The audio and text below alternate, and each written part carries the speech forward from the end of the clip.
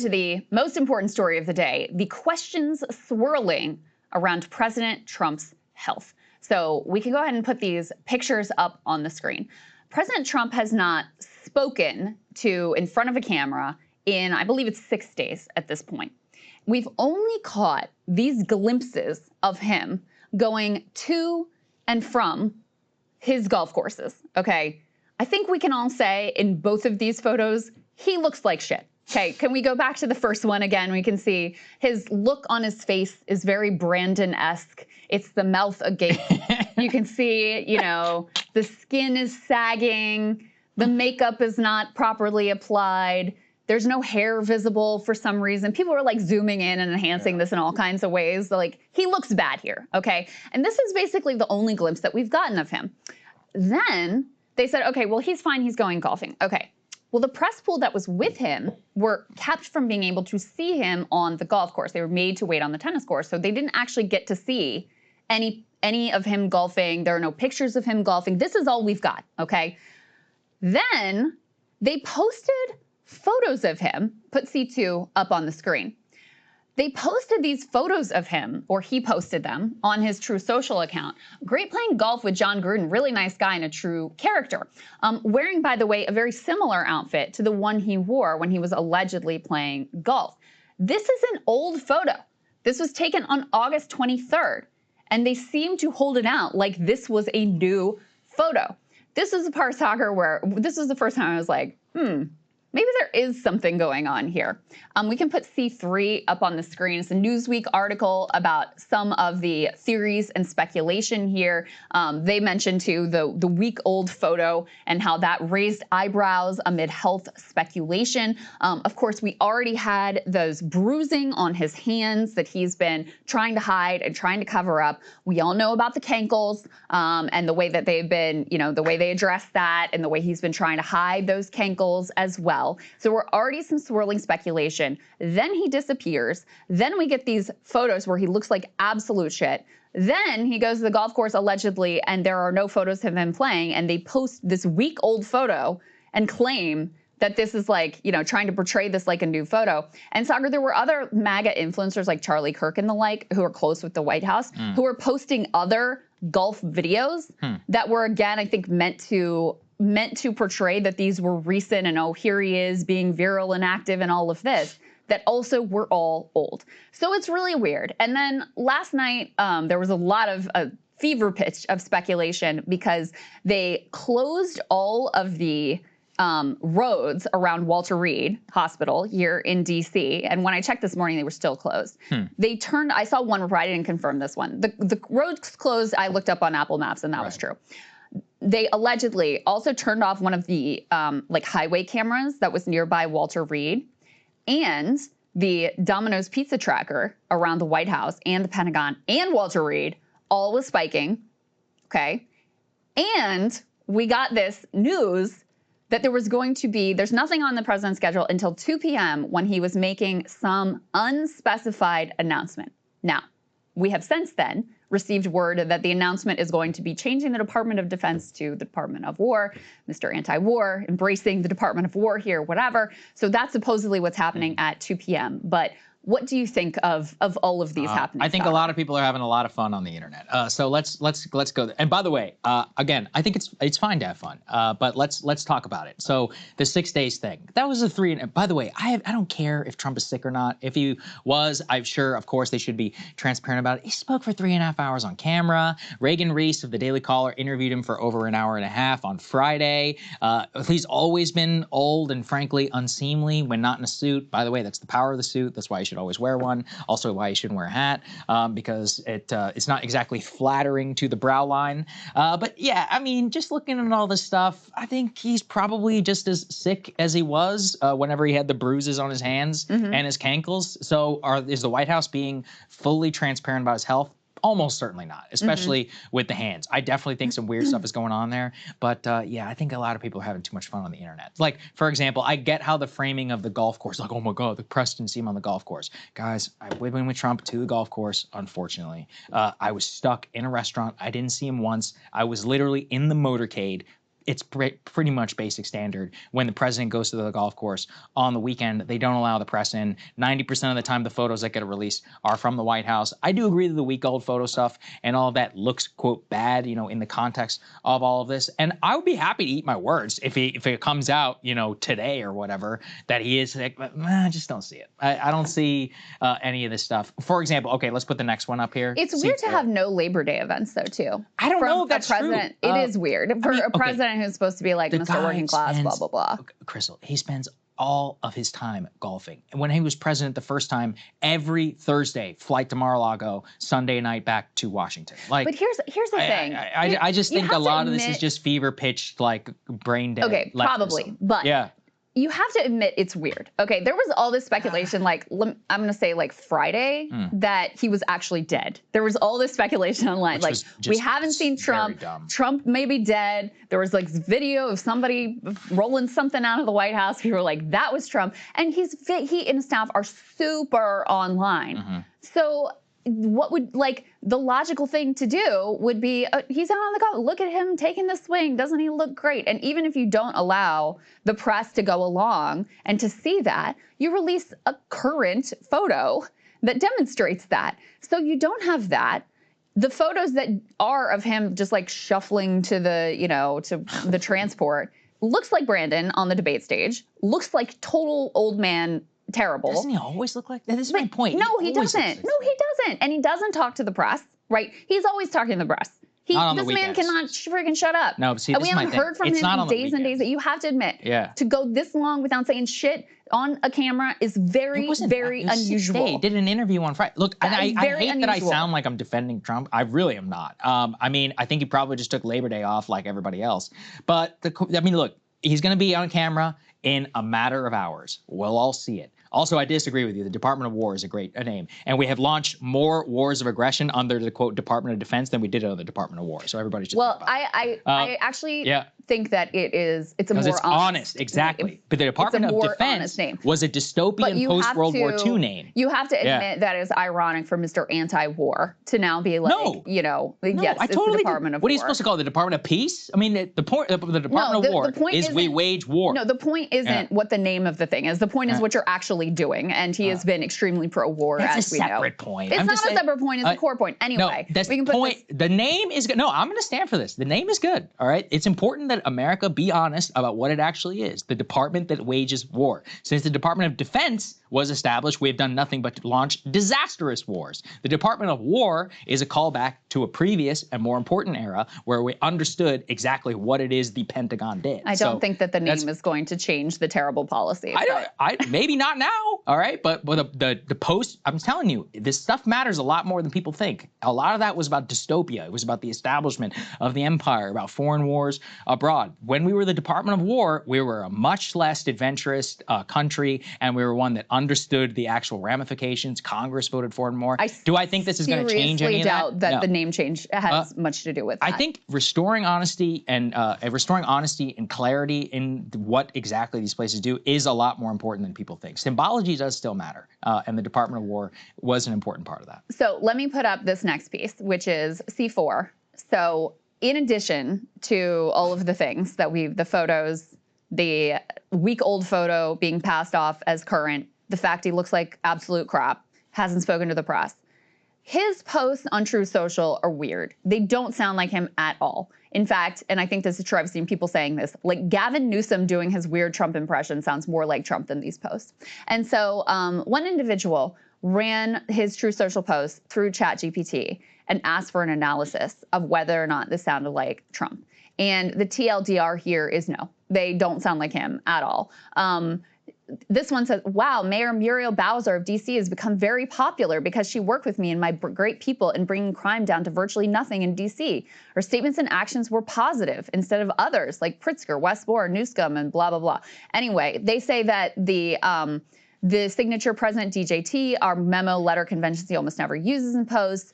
He says this thing, just some simple facts for people to ponder. Ponder is not something that he is in his normal register, more likely to say, think, remember, believe me, et cetera. We don't have to go through all of these. But in any case, I think anyone who reads the post will be like, this doesn't really sound like him. Now, he does have staffers write True Social posts. I've actually literally witnessed it. But again, why are there no signs of life coming from this man at this point in time when there is a fevered speculation? He's on camera. He still looks like he's an 80-year-old man. He's morbidly obese. All right, he's probably either pre-diabetic or diabetic. I mean, I think you're probably seeing exactly what is there and has been for years. For some reason, they just convinced themselves this weekend that he was dead. Again, here's the thing. I support having fun on the internet. Hillary's earpiece, back brace, I was there. Her collapse on 9/11, I will never forget it. Some of the most fun that we ever had online. Truly, some of the most fun. So speculate away. Go for it. I'm just here to be a bit of a damper and be like, yeah, guys, unfortunately, it's very common that to have pictures on the golf course. He's going to be on camera later today. By the end of this week, most of the people who indulge this are going to look pretty stupid. In general, you may be vindicated in the way that Brandon posters were. If he eventually does have some sort of Brandon style moment, it's definitely possible. You can't rule it out. I mean, I think he's either 79 or 80. That's just empirically I mean, he's correct. old and he's eating McDonald's like every day for his entire life. No, he no longer eats the bun. Isn't that right? Or it's really? like it's something like he doesn't eat the bun anymore, or something like which I'm not sure I believe that. All right, one more here for you. One more here for you. Put this up on the screen. This is weird. I don't know what's going on with this. This is a fun one. This is just straight fun. Right. Okay. Yeah. They're throwing things out of the White House residence. Yes. For some reason. We don't know why. At the top floor. We can't I don't know that this has anything to do with Trump's health, but it's a weird thing that happened. It's just, so we just threw it in here. It's simply just interesting, isn't it? Yeah. Yeah, I mean, that area of the White House. And this is like bulletproof glass, too. It's like, I don't know if any of this is true, to be clear. But I did see some analysis on Twitter about it's not like a regular window you can just open and throw things out. You have to remove it. Because I've seen some of those.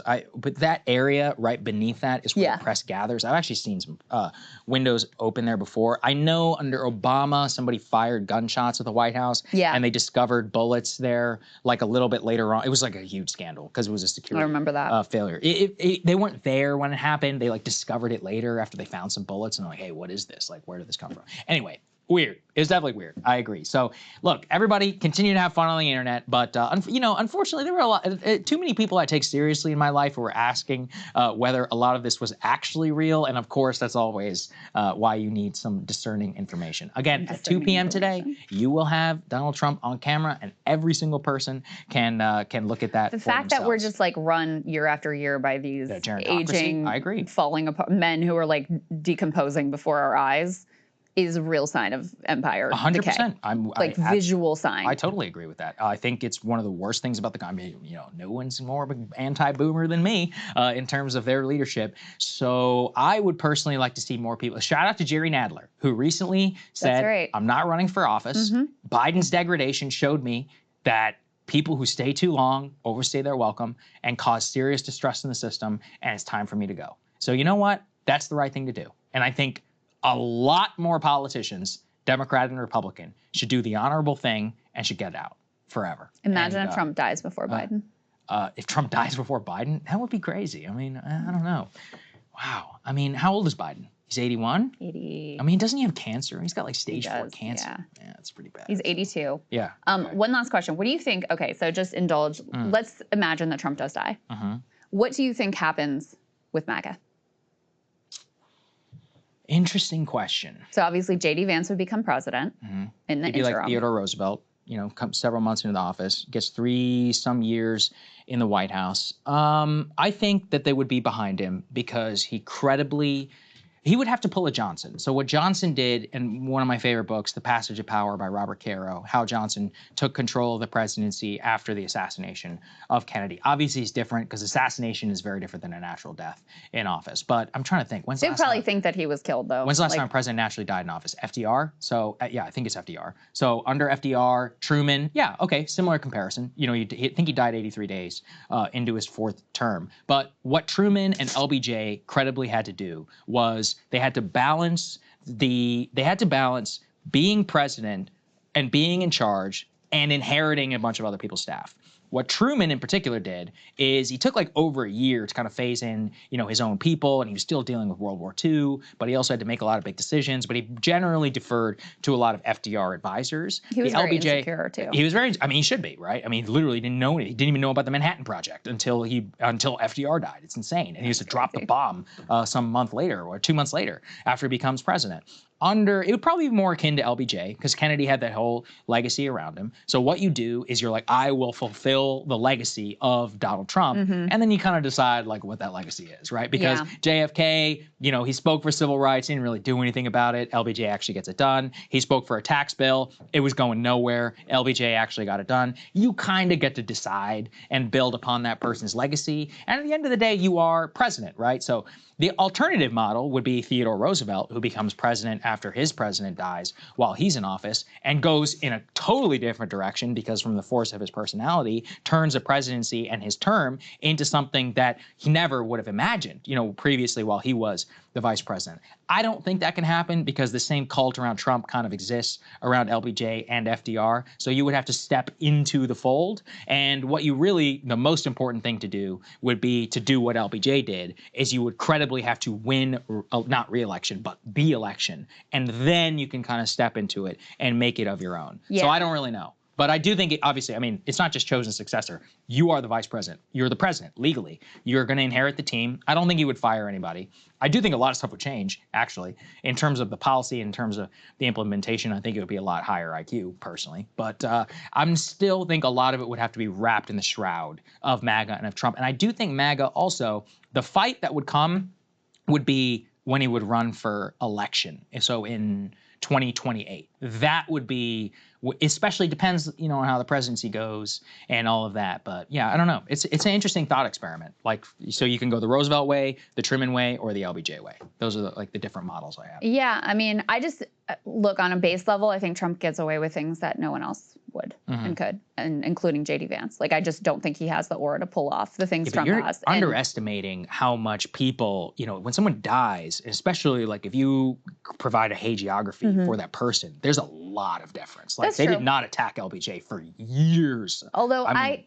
think it's a different era. It could be. I don't know. People, like in the LBJ era, like we've never been in a time period where people are actively like cheering for the president to be dropping dead, which is what is happening online right now. Like, it is a different moment. You're going to have people, half the, like 40% of the country, let's say, is going to be instantly happy that he's gone. Maybe, and you be careful what you wish. That is a very different dynamic. So I don't think you get years of hagiography and deference and I don't think you get that. Well, your question was about MAGA, not about the country. Yeah, so your analysis is predicated on the idea that there would be this deference and there would be this national hagiography of Trump after he goes. And I don't really think that'll be the case. I think the media will try, but I think much of the country will be like, it's possible. I don't know. I mean, the other way we could look at it is Ford taking over Nixon, which kind of deflates a lot of the energy against him. So that's what I mean. But we also have to think about, like, it's a very bad time for America. And J.D. Vance would be dealing with the economy's not doing well. Yeah, that's why I think Ford is a good example. In this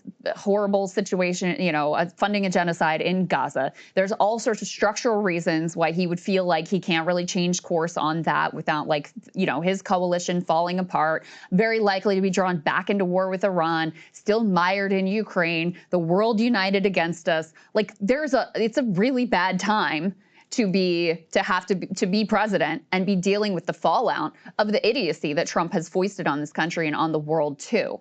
So, like I said, I think Trump gets away with things because he has so much. He's funny. He just has off the charts charisma. Like, you can't deny it. I hate the man, but that's just facts. J.D. Vance is not that guy. So I think he would struggle to keep that coalition together. And then, of course, you already have, like, the Groypers and the people that hate him because his wife is Indian, whatever. It's possible. Again, I think things would change. I mean, if in a way, like, I think it might be the worst thing that ever happened to the left because it could suck a lot of the enthusiasm out of them. It could become, things could go back to normal, honestly, relatively quickly. So you really have, look, nobody there's a lot of energy around hating J.D. Vance and the Peter Thiel, Palantir, that's Elon Musk, tech oligarchs as well. That is purely online. The average, normie lib hates Trump for being uncouth and, whatever. Like, they don't give a shit. And to the extent that they care about JD, they're like, he's Trump's little errand boy or whatever. I mean, they don't know anything about Palantir. So I think Palantir is emblematic of the oligarchy and, like, the billionaire class. Well, look, and there's certainly normie reaction against that. We'll see.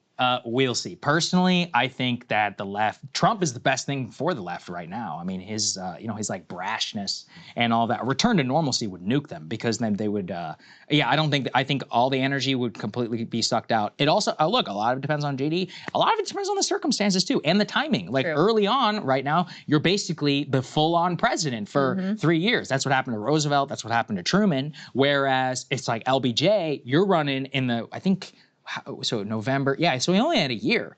So November 23rd up until the election, he only had the last year of the presidency. That's a very different circumstance too. So the point is, it's complicated if you look broadly around. We'll see. I mean, it's a fun thought experiment, I guess.